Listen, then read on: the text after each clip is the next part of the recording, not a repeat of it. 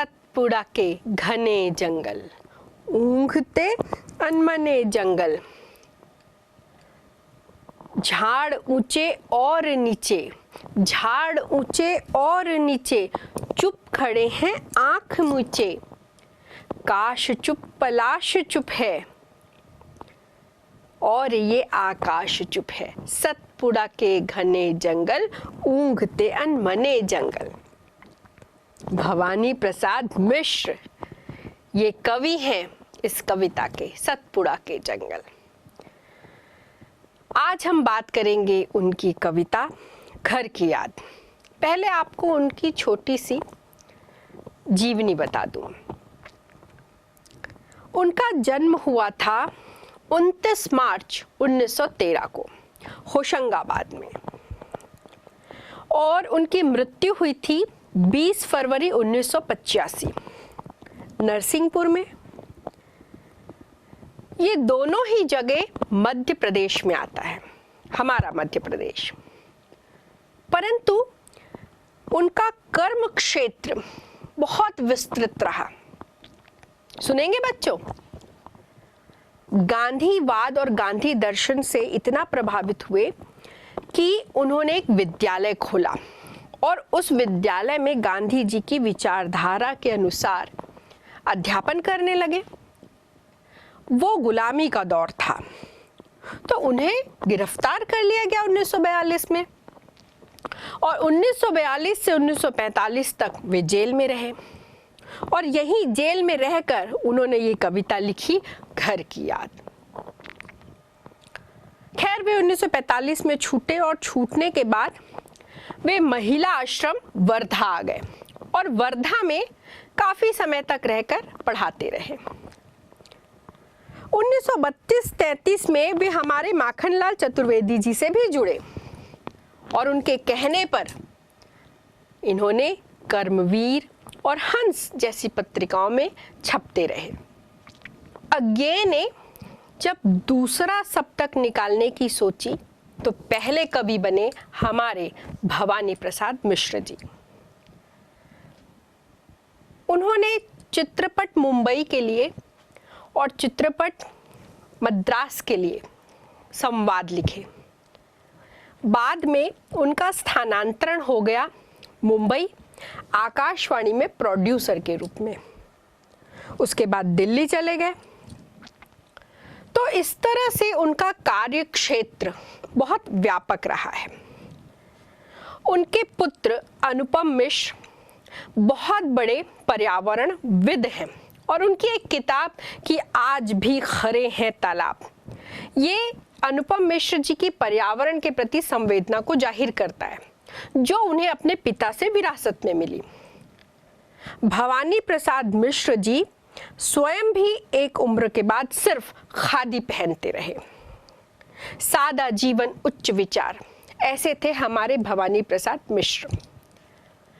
उनकी जो पहली कृति है, प्रथम कविता संग्रह है, वो है गीत फरोश। गीत फरोश में एक अलग ही तरीके के गीत उन्होंने लिखे। मैं गीत बेचता हूँ, इस तरह की बात सामने आई। और आपातकाल के समय तो उन्होंने सुबह, दोपहर, शाम तीनों समय कविताएं लिखी और जिसे बाद में त्रिकाल संध्या के नाम से प्रकाशित किया गया। 1972 में उन्होंने लिखा बुनी हुई रस्सी और इस पर उन्हें साहित्य अकादमी पुरस्कार मिला। 1983 में मध्य प्रदेश का शिखर सम्मान मिला और कई सम्मान उन्हें मिलते रहे। उत्तर प्रदेश सरकार द्वारा भी उन्हें सम्मानित किया गया। उनकी अन्य कृतियों में आता है गांधी पंचशती, फसलें और फूल। और केवल कविताओं में ही उन्होंने हाथ नहीं आजमाया बच्चों, बल्कि उन्होंने संस्मरण भी लिखा, जिन्होंने मुझे रचा, ये उनके संस्मरण का शीर्षक है। उन्होंने निबंध भी लिखा, कुछ नीति कुछ राजनीति। तो भवानी प्रसाद मिश्र जो कि बहुत कम आयु से लिखते रहे, उनकी सभी कविताएं एक अलग ही शैली में लिखी गई। सरल भाषा, तू जैसा सोचता है वैसा लिख, वो कहते थे कि भाषा जन भाषा होनी चाहिए, इसीलिए कभी भी अपनी कविताओं में क्लिष्ट भाषा, कठिन शब्द या बहुत कठिन शैली को उन्होंने कभी नहीं अपनाया। तो आइए अब बात करते हैं उनकी ये कविता घर की याद। मैंने आपको बताया कि वे जेल गए थे, और जब वे जेल में थे उस समय निरंतर उन्हें उनके घर की याद आ रही थी। हालांकि वे जेल गए थे देश सेवा करते हुए, राष्ट्र सेवा करते हुए, स्वतंत्रता संग्राम में भाग लेते हुए, और वहां जब उन्हें अपने घर की, अपने परिजनों की, अपने भाई बहनों, माता पिता की स्मृति बहुत सताने लगी, तो कैसे उन्होंने ये मार्मिक परिवार को याद करती हुई, हम सबके दिलों को भिगोती हुई ये कविता लिखी।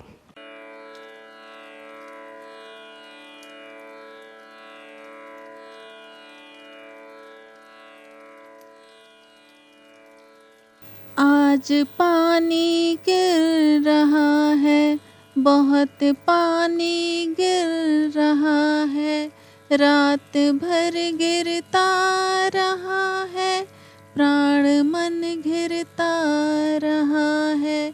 आज पानी गिर रहा है, बहुत पानी गिर रहा है, घर नजर में तिर रहा है, घर की मुझसे दूर है जो, घर खुशी का पूर है जो।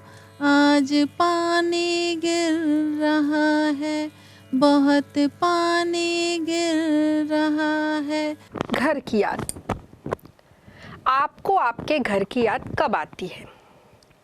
जब आप अपने घर से दूर होते हैं। वो बच्चे जो हॉस्टल में रहते हैं, सब कुछ होने के बाद उन्हें सताता है उनकी घर की याद। और भवानी प्रसाद मिश्र तो स्वतंत्रता संग्राम में जेल गए थे, तो उन्हें आ रही है उनके घर की याद। देखिए, आज पानी गिर रहा है, बहुत पानी गिर रहा है, रात भर गिरता रहा है, प्राण मन घिरता रहा है। क्योंकि आज पानी गिर रहा है। अब यहाँ पे पानी के दो अर्थ हो सकते हैं बच्चों।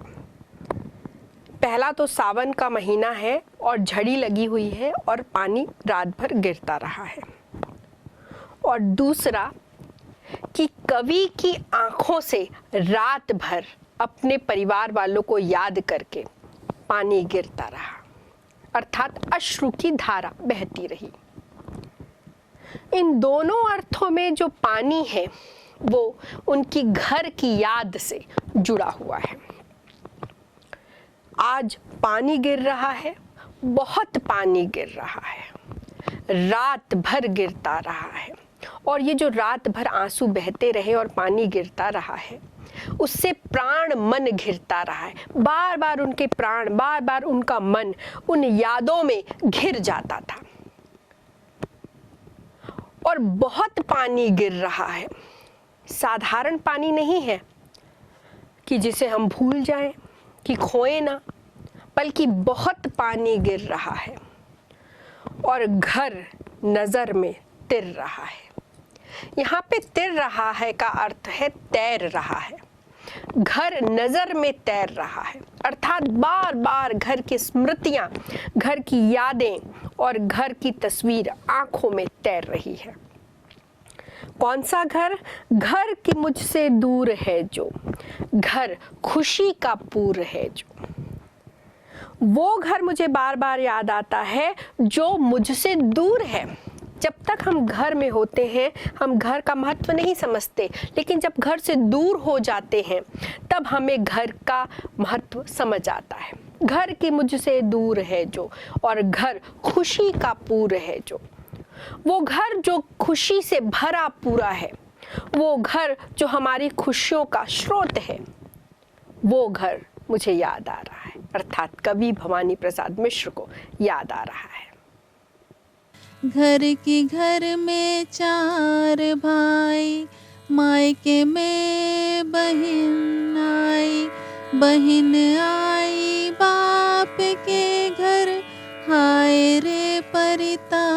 के घर आज पानी गिर रहा है, बहुत पानी गिर रहा है। घर की घर में सब जुड़े हैं, सबकी इतने कब जुड़े हैं। चार भाई चार बहिने, भुजा भाई प्यार बहिने, आज पानी गिर रहा है, बहुत पानी गिर रहा है। घर के घर में चार भाई, मायके में बहन आई। अब उनका घर कैसा है जिसे वे याद कर रहे हैं? उनके घर में उनके चार भाई हैं और मायके में बहन आई। उनकी विवाहिता बहन अभी इस समय मायके में आई हुई है, अर्थात पूरा घर भाई बहनों से भरा हुआ है। बहन आई बाप के घर, हाय रे परिताप के घर। अभी जो बहन आई है अपने पिताजी के घर अर्थात अपने मायके, वो इस समय परिताप के घर। मायका वैसे खुशहाली और हमेशा प्रसन्नता जुड़ाव का होता है, परंतु क्योंकि अभी बहन का भाई अर्थात भवानी प्रसाद जी जेल में है, तो घर इस समय खुशी का आंगन या खुशी का डेरा न होकर परिताप अर्थात गहरे दुख, गहरी संवेदनाओं का घर हो चुका है। घर कि घर में सब जुड़े हैं, सब कि इतने कब जुड़े हैं। वो कहते हैं कि घर में हर कोई एक दूसरे से जुड़ा हुआ होता है, तन से, मन से, भावनाओं से, संवेदनाओं से, और दुख में वे ज्यादा जुड़ गए हैं, इतना वे कभी और नहीं जुड़े थे। चार भाई चार बहनें, भुजा भाई प्यार बहनें। कवि कह रहे हैं कि उनके चार भाई हैं और चार बहन हैं। जो भाई हैं वे प्रतीक हैं भुजा का, बल का, संबल का, शक्ति का, जबकि जो बहनें हैं जिसे कवि ने बार बार बहिनें लिखा है, बहिन कहकर संबोधित किया है, वे प्यार, ममता, दुलार, लाड़ इसका प्रतीक है। तो भुजा भाई प्यार बहिनें। और माँ बिन पढ़ी मेरी, दुख में वह घड़ी मेरी, माँ की जिसकी गोद में सिर, रख लिया तो दुख नहीं फिर। आज पानी गिर रहा है, बहुत पानी गिर रहा है। माँ की जिसकी स्नेह धारा का यहाँ तक भी पसारा, उसे लिखना नहीं आता, जो कि उसका पत्र पाता। आज पानी गिर रहा है, बहुत पानी गिर रहा है। और माँ बिन पढ़ी मेरी, दुख में वह गढ़ी मेरी। अपनी माँ के लिए जब बता रहे हैं कवि तो भावुक हो जाते हैं और कह रहे हैं कि मेरी माँ पढ़ी लिखी नहीं है, लेकिन दुख में वो गड़ गई है, अर्थात दुख ने निरंतर उनके व्यक्तित्व को मांझते हुए उन्हें बहुत समझदार बना दिया है। माँ कि जिसकी गोद में सिर, रख लिया तो दुख नहीं फिर। क्योंकि माँ की गोद में सर रखना हर बच्चा चाहता है, चाहे वो कितना भी बड़ा क्यों ना हो जाए, क्योंकि माँ के गोद में जब हम सिर रखते हैं तो फिर कोई दुख नहीं व्यापता। माँ कि जिसकी स्नेह धारा का यहाँ तक भी पसारा। कवि कह रहे हैं कि माँ के प्रेम और स्नेह की जो धारा है, जो माँ के प्रेम का जो और छोर है, वो यहाँ तक भी पसारा। मैं यहाँ जेल में रहते हुए भी माँ के स्नेह को, माँ की ममता को महसूस कर सकता हूँ, क्योंकि वो बंधा हुआ नहीं है। माँ का प्रेम सर्वत्र व्याप्त होता है। माँ, उसे लिखना नहीं आता जो कि उसका पत्र पाता। मैं यहाँ पर माँ के पत्र की उम्मीद नहीं कर सकता क्योंकि माँ को लिखना नहीं आता, अन्यथा माँ के भावों से भरा हुआ पत्र मुझे अवश्य मिलता। कवि माँ की यादों में डूब गए हैं और अपनी कविता के साथ पाठकों को भी बहा ले जाते हैं। पिताजी जिनको है बुढ़ापा, एक क्षण भी नहीं व्यापा, जो अभी भी दौड़ जाए, जो अभी भी खिलखिलाए। आज पानी गिर रहा है, बहुत पानी गिर रहा है, मौत के आगे ना हिचके, शेर के आगे ना बिचके। बोल में बादल गरजता, काम में झंझाड़ रजता। आज पानी गिर रहा है, बहुत पानी गिर रहा है। देखिए, भवानी प्रसाद मिश्र की लेखनी की ये विशेषता है कि वे कविता तो लिख ही रहे हैं लेकिन साथ ही साथ में चित्र भी खींचते जा रहे हैं। जब वे माँ के बारे में बता रहे हैं या माँ को याद कर रहे हैं तो विश्व की सभी माँओं के गुण अपने इन पंक्तियों में बता दे रहे हैं। अगली पंक्तियों में जब वे अपने पिता के बारे में बता रहे हैं तो वे सभी पिताओं के गुणों को इसमें बता रहे हैं और एक चित्र पिता का हमारे आंखों के सामने आ जाता है। वे कहते हैं कि पिताजी जिनको बुढ़ापा, एक क्षण भी नहीं व्यापा। हालांकि पिताजी को उम्र के अनुसार बूढ़ा होना चाहिए था, पर क्षण मात्र को भी उन्होंने बुढ़ापे को अपने ऊपर हावी नहीं होने दिया। जो अभी भी दौड़ आए, जो अभी भी दौड़ जाएं, जो अभी भी खिलखिलाएं। पिताजी बूढ़े हैं पर बच्चों की तरह अभी भी दौड़ कर एक स्थान से दूसरे स्थान पहुंच जाते हैं। इतनी फुर्ती है पिताजी में। और जो अभी भी खिलखिलाएं, निराश नहीं है, दुखी नहीं है, बल्कि अभी भी बच्चों की तरह खिलखिला उठते हैं। मौत के आगे न हिचके, शेर के आगे न बिचके। मेरे पिता मौत के आगे भी हिचके नहीं, ऐसा उनका व्यक्तित्व है, विराट व्यक्तित्व है। और शेर के आगे न बिचके, अगर उनके सामने शेर भी हमला कर दे तो वो घबराएंगे नहीं, बिचकेंगे नहीं। बोल में बादल गरजता, ऐसी उनकी आवाज है, बुलंद आवाज, लगता है मानो बादल गरज रहे हों। और काम में झंझाल रजता। झंझाल रजना अर्थात तूफान का तीव्रता से, रफ्तार से आना। उनका काम इतना स्फूर्ति से भरा हुआ होता है, इतनी फुर्ती से वे काम करते हैं कि लगता है जैसे कोई तूफान आया हो, तूफानी गति से, तीव्रता से। काम में झंझाल रजता।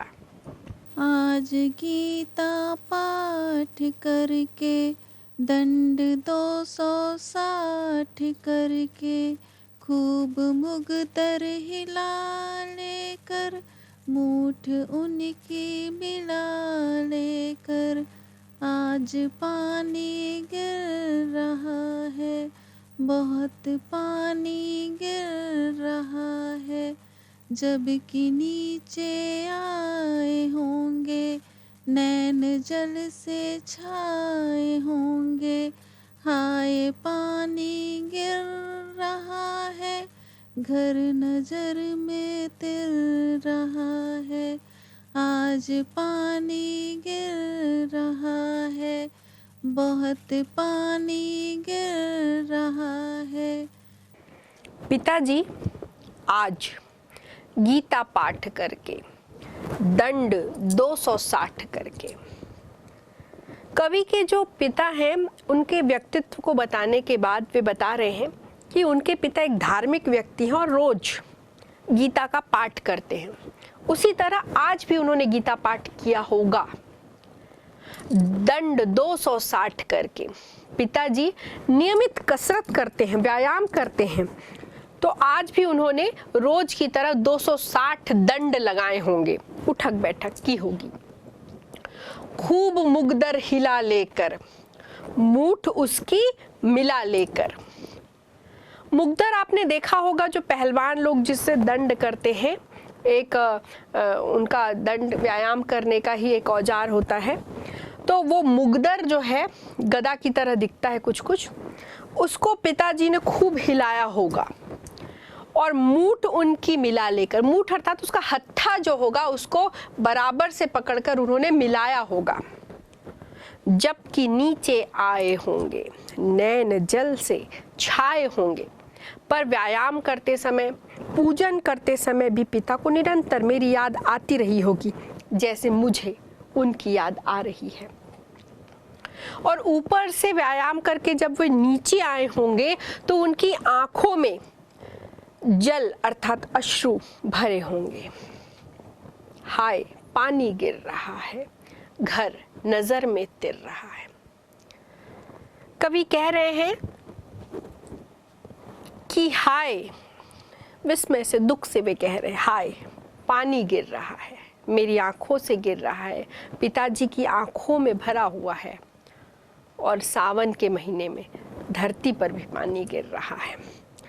घर नजर में तिर रहा है, अर्थात बार बार घर की याद आंखों में आ रही है, घर आंखों में तैर रहा है, उसकी स्मृतियां, उसकी यादें आंखों में तैर रही हैं।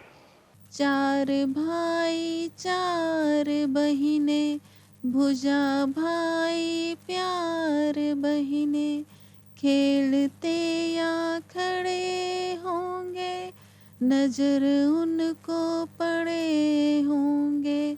आज पानी गिर रहा है, बहुत पानी गिर रहा है, पिताजी जिनको है बुढ़ापा, एक क्षण भी नहीं व्यापा, रो पड़े होंगे बराबर, पांचवे का नाम लेकर।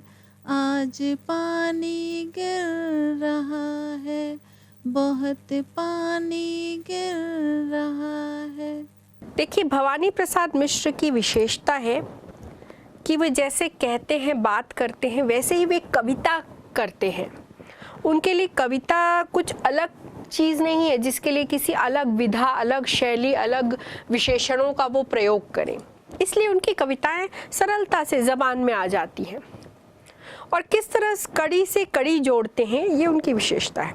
देखिए, वही पंक्ति फिर से दोहरा रहे हैं कि चार भाई चार बहनें, भुजा भाई प्यार बहनें। हम चार भाई चार बहन हैं और भाई भुजा या संबल या शक्ति का प्रतीक है, जबकि बहनें जो हैं वे प्यार का प्रतीक हैं। खेलते या खड़े होंगे, नजर उनको पड़े होंगे, पिताजी को।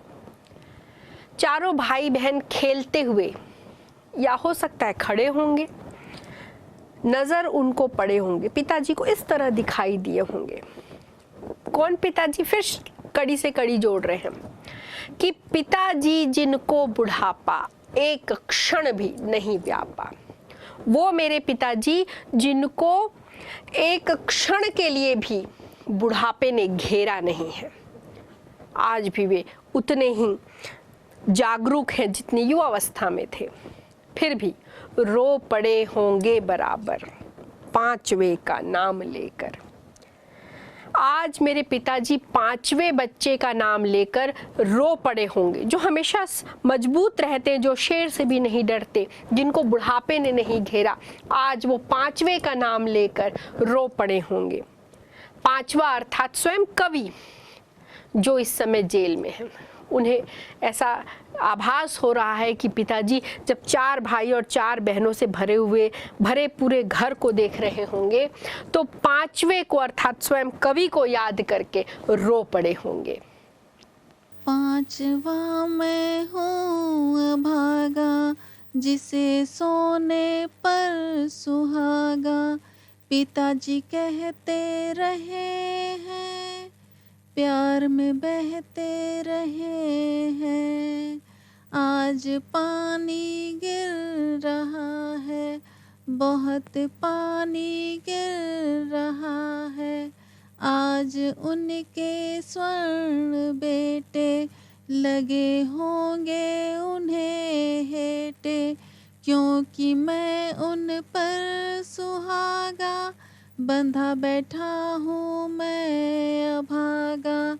आज पानी गिर रहा है, बहुत पानी गिर रहा है। अब इन दो पदों में कवि कह रहे हैं कि पांचवा मैं हूँ अभागा, जिसे सोने पर सुहागा पिताजी कहते रहे हैं, प्यार में बहते रहे हैं।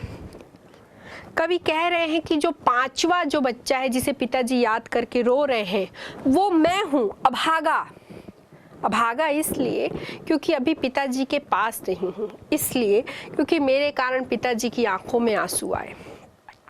जिसे सोने पर सुहागा पिताजी कहते रहे हैं। बच्चों, सोना तो आप जानते ही कितनी कीमती, मूल्यवान, सुंदर, चमकदार धातु है, पर उसे और सुंदर बनाता है सुहागा। एक तरह का रसायन है सुहागा, जिसे जब सोने पर डालते हैं तो उसकी गंदगी हटके और निखार आ जाता है और चमक आ जाती है उसमें। और पिताजी हमेशा कहते रहे हैं कि ये जो मेरा पांचवा बेटा है ये सोने पर सुहागा की तरह है, अर्थात ये मेरे सभी बच्चों में अलग है। और इसी प्यार में पिताजी हमेशा बहते रहे हैं। और आज उनके स्वर्ण बेटे, जो उनके चारों बेटे जिन्हें वे सोना कहते रहे हैं, लगे होंगे उनको हेटे, अर्थात हेटे अर्थात द्वितीयक, गौण, सेकेंडरी। आज उन्हें वे बेटे अपने ये पांचवें बेटे की याद में कहीं ना कहीं गौण लगे होंगे, क्योंकि मैं उन पर सुहागा बंधा बैठा हूँ अभागा। इसलिए वो, क्योंकि जो बच्चा दूर होता है माता पिता को वही सबसे ज़्यादा याद आता है, वही सबसे ज़्यादा प्रिय लगता है। तो इस क्षण वो स्वर्ण बेटे द्वितीयक लगे होंगे, और मैं जो सोने पर सुहागा हूँ, जो उन सब की चमक की तरह घर पर रहता हूँ, आज यहाँ पर जेल में बंधा हुआ बैठा हूँ अभागा, भाग्यहीन की तरह यहाँ बैठा हूँ। और माँ ने कहा होगा दुख कितना बहा होगा, आँख में किस लिए पानी, वहाँ अच्छा है भवानी। आज पानी गिर रहा है, बहुत पानी गिर रहा है।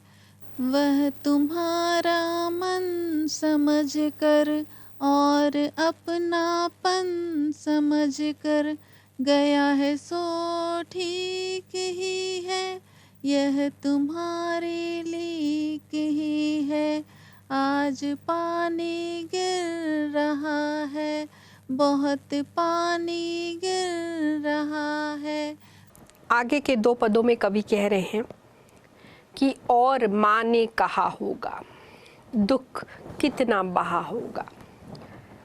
बच्चों, आपने भी देखा होगा अपने घर में कि जब कभी पिता कमज़ोर पड़ते हैं तो माँ संबल बनकर उन्हें सहारा देती है, समझाती है। भले माँ खुद अकेले में एकांत में रोए, किंतु पिताजी को वो कभी आंखों से आंसू बहाने नहीं देती। और माँ ने कहा होगा, ऐसा कवि यहाँ पर जेल में बैठ के ऐसा कल्पना कर रहे हैं कि माँ ने कहा होगा दुख कितना बहा होगा। और ये जब माँ समझा रही होगी, दिलासा दे रही होगी, तो पिताजी की आंखों से कितना दुख अश्रु के रूप में बह गया होगा। आँख में किस लिए पानी, वहाँ अच्छा है भवानी। माँ ने समझाया होगा कि तुम आंखों से आंसू क्यों बहा रहे हो, भवानी जहाँ भी है, जैसा भी है, अच्छा होगा। माँ को मुझ पर विश्वास है और माँ पिताजी को विश्वास दिला रही होगी। भवानी अर्थात कवि स्वयं भवानी प्रसाद मिश्र, तो वहाँ अच्छा है भवानी, ऐसा माँ ने पिताजी को समझाया होगा। वह तुम्हारा मन समझकर और अपनापन समझकर। माँ कह रही है कि वो वहाँ पर तुम्हारा मन समझकर ही गया है, अपनापन समझकर ही गया है, और गया है सो ठीक ही है, वह तुम्हारी लीक ही है। अगर आज भवानी वहाँ गया है तो ठीक ही किया है, क्योंकि देश की आज़ादी के आंदोलन में हर युवा उस समय सहभागिता दिखा रहा था। तो भवानी प्रसाद ने जो किया ठीक ही किया, ये माँ पिताजी को समझा रही है। और यह तुम्हारी लीक ही है। लीक होना अर्थात परंपरा होना। पिताजी भी स्वयं स्वतंत्रता संग्राम आंदोलन से जुड़े रहे हैं, तो माँ समझा रही कि तुम्हारी परंपरा का ही पालन, तुम्हारे चरणों का ही अनुगमन करके भवानी वहाँ गया है। पाँव जो पीछे हटाता, कोख को मेरी लजाता, इस तरह हो न कच्चे, रो पड़ेंगे और बच्चे। आज पानी गिर रहा है, बहुत पानी गिर रहा है, पिताजी ने कहा होगा, हाय कितना सहा होगा, कहाँ मैं रोता कहाँ हूँ, धीर में खोता कहाँ हूँ, आज पानी गिर रहा है, बहुत पानी गिर रहा है। माँ आगे समझा रही है पिताजी को कि पाँव जो पीछे हटाता, कोख को मेरी लजाता, कि अगर भवानी इस स्वतंत्रता संग्राम में भाग न लेकर या भाग लेने के बाद पीछे कदम हटाता तो मेरी कोख लज्जित होती, अर्थात मेरी ममता लज्जित होती, अर्थात हमारी परवरिश लज्जित होती। उसने जो किया है ठीक किया है। और इस तरह हो न कच्चे, वो माता जी पिताजी को समझा रही हैं कि तुम मन को कच्चा मत करो, दुखी मत हो, क्योंकि रो पड़ेंगे और बच्चे। यदि पिता रोएंगे, जो घर का आधार है, जो नींव है घर का, तो बाकी बच्चे जो पिताजी को देख कर खड़े हैं, मजबूत होकर खड़े हैं, वे भी रो पड़ेंगे। पिताजी ने कहा होगा। जेल में बैठकर भवानी सोच रहे हैं कि इसके बाद पिताजी ने क्या उत्तर दिया होगा। उन्होंने कहा होगा कि हाय कितना सहा होगा, कि मेरा भवानी कितना कुछ सह रहा होगा जेल में। कहाँ मैं रोता कहाँ हूँ, धीर मैं खोता कहाँ हूँ।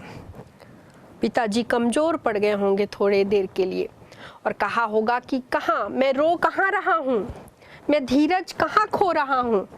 और इस तरीके से पिता माता के सामने फिर खड़े हुए होंगे मजबूत बनकर। हे सजीले हरे सावन, हे कि मेरे पुण्य पावन, तुम बरस लो वे न बरसे, पांचवे को वे न तरसे।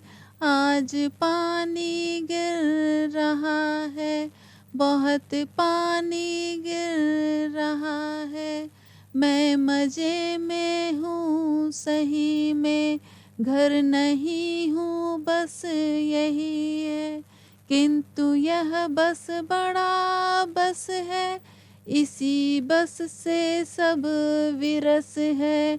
आज पानी गिर रहा है, बहुत पानी गिर रहा है। अब भवानी प्रसाद माता पिता घर के साथ साथ प्रकृति से भी देखिए कैसे जुड़ रहे हैं। हे सजीले हरे सावन, हे कि मेरे पुण्य पावन। ये जो सावन का महीना है देखिए कैसी हरियाली लेकर आता है। ये सजीला हरा सावन, सावन में सब कुछ हरा हो जाता है, धानी हो जाता है। ऐसा लगता है कि धरती ने श्रृंगार कर लिया, सज गई है। तो हे सजीले हरे सावन, हे कि मेरे पुण्य पावन, जितने मेरे पुण्य पावन कर्म हैं उनसे ये सावन तो बरस ले, तुम बरस लो वे न बरसे। सावन तुम तो बरस लो पर मेरे पिताजी के आंख से आंसू न बरसे, पांचवे को वे न तरसे। पुत्र नहीं चाहता कि पिता उसके लिए तरसे, जैसे पुत्र पिता के लिए तरस रहा है। मैं मज़े में हूँ सही है, घर नहीं है बस यही है। वे कहते हैं कि यहाँ जेल में मुझे कोई कष्ट नहीं है। जब मैं देश की स्वतंत्रता के लिए मैंने स्वयं की आहुति दी है तो मैं जैसे भी हूँ मज़े में हूँ, लेकिन घर में नहीं हूँ, घर मेरे पास नहीं है, बस यही है। और कैसे बस शब्द को बार बार पुनरुक्ति प्रयोग कर रहे हैं, देखिए आप। किंतु यह बस बड़ा बस है, इसी बस से सब विरस है। परंतु ये जो छोटा सा बस लग रहा है ना, कि बस घर नहीं है, यही बस, यही किंतु बहुत बड़ा है मेरे लिए, क्योंकि इस बस के कारण ही, केवल घर न होने के कारण ही जो कुछ भी मेरे जीवन में है सब निरस है, विरस है। किंतु उनसे यह न कहना, उन्हें देते धीर रहना, उन्हें कहना लिख रहा हूँ, उन्हें कहना पढ़ रहा हूँ। आज पानी गिर रहा है, बहुत पानी गिर रहा है। काम करता हूँ कि कहना, नाम करता हूँ कि कहना, चाहते हैं लोग कहना, मत करो कुछ शोक कहना। आज पानी गिर रहा है, बहुत पानी गिर रहा है। तो कवि यहाँ पर इन पदों में सावन को संबोधित कर रहे हैं, अर्थात प्रकृति को संबोधित कर रहे हैं, और प्रकृति से कह रहे हैं कि किंतु उनसे यह न कहना, उन्हें देते धीर रहना, कि हे सावन तुम मेरे पिता से जाके सच्चाई मत कह देना और उनका धीरज बंधाते रहना, उन्हें धैर्य दिलाते रहना। उन्हें कहना लिख रहा हूँ, क्योंकि पिताजी जानते हैं कि कवि तभी सुखी रहेगा जब वो लिखता पढ़ता रहेगा। उन्हें कहना पढ़ रहा हूँ। सावन तुम मेरा संदेश देना मेरे पिताजी को। बेटियां हमेशा सावन में मायके संदेश भेजाती हैं, पर यहाँ पर कवि अपने पिता को संदेश भेज रहे हैं कि उन्हें कहना लिख रहा हूँ, उन्हें कहना पढ़ रहा हूँ। काम करता हूँ कि कहना, नाम करता हूँ कि कहना।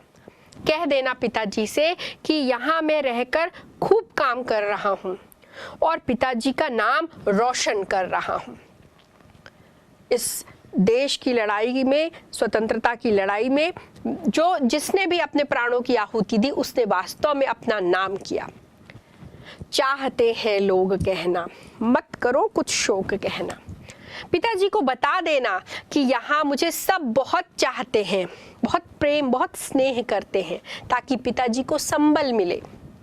और मत करो कुछ शोक कहना, पिताजी से कह देना कि वीरता की बात है ये, इसमें शोक करने की उन्हें कोई आवश्यकता नहीं है। और कहना मस्त हूँ मैं, काटने में व्यस्त हूँ मैं, वजन 70 सेर मेरा और भोजन ढेर मेरा। आज पानी गिर रहा है, बहुत पानी गिर रहा है। कूदता हूँ खेलता हूँ, दुख डट कर ठेलता हूँ। और कहना मस्त हूँ मैं, यूं न कहना अस्त हूँ मैं। आज पानी गिर रहा है, बहुत पानी गिर रहा है। और कहना मस्त हूँ मैं, काटने में व्यस्त हूँ मैं। देखिए, वही सुखी रहेगा, वही खुश रहेगा जो मस्त रहेगा। हमें जिंदगी जो भी दे, हमें उसी में मस्त रहना चाहिए, दुख में नहीं भरे रहना चाहिए। तो यहाँ पे कवि संदेश दे रहे हैं कि पिताजी से कह देना, सावन को कह रहे हैं कि कहना मस्त हूँ मैं, जिस हाल में हूँ मस्त हूँ।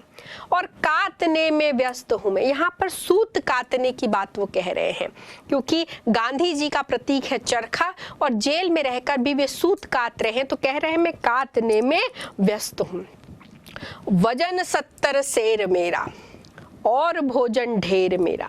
ये सत्य नहीं है, परंतु पिताजी को कह देना कि मेरा वजन बढ़ गया है और 70 सेर हो गया। यहाँ पर सेर वजन की एक इकाई है, जैसे किलो एक इकाई है।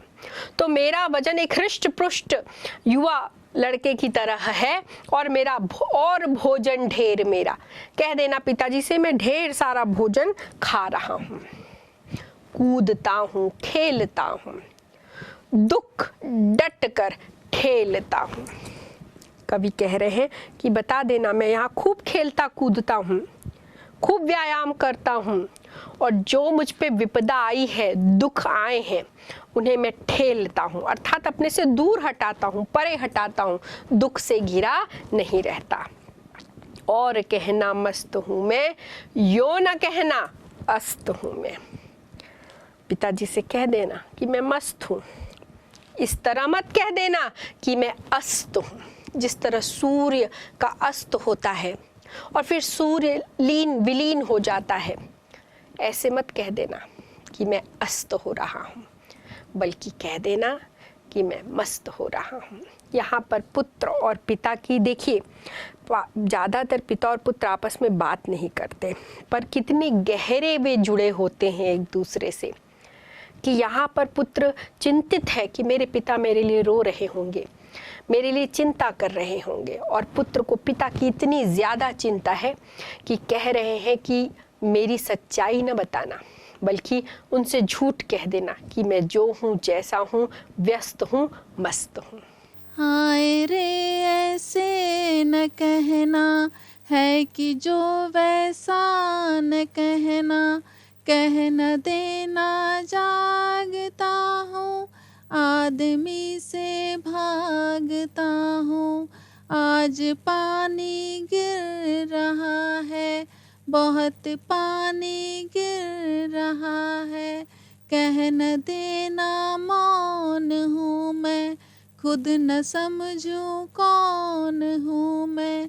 देखना कुछ बक न देना, उन्हें कोई शक न देना, आज पानी गिर रहा है, बहुत पानी गिर रहा है। कवि अभी आगे और समझा रहे हैं कि क्या नहीं कहना है पिताजी से। हाय रे ऐसा न कहना है कि जो वैसा न कहना। देखो, तुम उनसे ये सब जाके नहीं कह देना, जो सच्चाई है कि जो कुछ है वैसा न कहना, वैसा तुम कह मत देना। कह न देना जागता हूँ, आदमी से भागता हूँ। जब आदमी चिंता में होता है, जब उसे घर की स्मृतियाँ सताती हैं, तो उसे रात को नींद नहीं आती। तो ये कह मत देना कि मैं रात भर जागता हूँ और आदमी से भागता हूँ। दुख में आदमी किसी से बात नहीं करना चाहता, एकांत में रहना चाहता है। ये बात तुम उनसे कह न देना। कह न देना मौन हूँ मैं, चुप रहता हूँ दिन भर। ये बात उनसे कह न देना। खुद न समझूं कौन हूँ मैं आजकल खुद नहीं समझ पा रहा कि मैं कौन हूँ। अपनी स्वयं की अंदर की तलाश मेरी जारी है। ये बात उनसे मत कह देना। देखना कुछ बक न देना। यहाँ पे ऐसा लग रहा है जैसे कवि सावन को धमका रहे हैं कि देखो तुम कुछ बक न देना, कुछ बोल न देना, सच्चाई उन्हें बता न देना, उन्हें कोई शक न देना। ऐसी अच्छी तस्वीर बनाना इस स्थिति की मेरी कि उन्हें मन में कोई शक या संदेह न हो। हे सजीले हरे सावन, हे कि मेरे पुण्य पावन, तुम बरस लो वे न बरसे, पांचवे को वे न तरसे, आज पानी गिर रहा है, बहुत पानी गिर रहा है। और अब हम चलते हैं घर की याद कविता के अंतिम पद पर। हे सजीले हरे सावन। ये जो सावन है जिससे ये प्रकृति हरी भरी खुशहाल हो गई है, सजीले अर्थात सज गई है, प्रकृति ने हरियाली का श्रृंगार कर लिया है, फूल खिल गए हैं। तो हे सजीले हरे सावन, हे कि मेरे पुण्य पावन। ये जो मैंने स्वतंत्रता संग्राम में भाग लिया है, ये मेरे पुण्य प्रताप कर्म है। तुम बरस लो वे न बरसे, सावन तुम बरस लो, क्योंकि तुम बरसोगे तो ये हरियाली आएगी, प्रकृति हरी चादर ओढ़ेगी, हरी चुनरिया ओढ़ेगी। तो तुम बरस लो वे न बरसे, वे अर्थात मेरे पिताजी, उनकी आंखों से आंसू न बरसे, 5 वे को वे न तरसे। अंतिम पंक्ति भरी हुई है मर्म को कि 5 वे को वे न तरसे। पिताजी की आंख में 5वें के लिए तरस, 5वें के लिए गहरी टीस कभी न उभरे, उनकी आंखों से आंसू कभी न गिरे। ये सावन बरसे पर पिताजी की आंखों से आंसू न बरसे। तो विद्यार्थियों, जो हमने ये कविता देखी घर की याद भवानी प्रसाद मिश्र की, एक लंबी कविता है परंतु बोझिल नहीं है। इस कविता की पंक्तियां इतनी सरलता से, सहजता से लिखी हुई हैं और परिवार को जोड़ती हुई ये कविता है, पिता पुत्र के रिश्ते को जोड़ती हुई, भाई बहन के रिश्ते को जोड़ती हुई, माता पुत्र को बांधती हुई ये कविता है। ये भारत की उस परंपरा की कविता है जिसमें हम कहते हैं कि परिवार हमारे राष्ट्र की इकाई है, जिसमें हम सामूहिक परिवार को बल देते हैं, जहाँ पे हमारे दिल जुड़े हुए हैं, हम कहीं पर भी रहें। और ये घर की याद कविता भवानी प्रसाद मिश्र की लिखी हुई तमाम कविताओं में एक अलग स्थान पर जाती है। इतनी सुंदर ज्ञात्मकता है इस कविता में, इतना सुंदर चित्र खींचा है यहाँ पर कवि ने कि ये कविता लंबी कविता है और हम सबके हृदय में लंबे समय तक राज करेगी।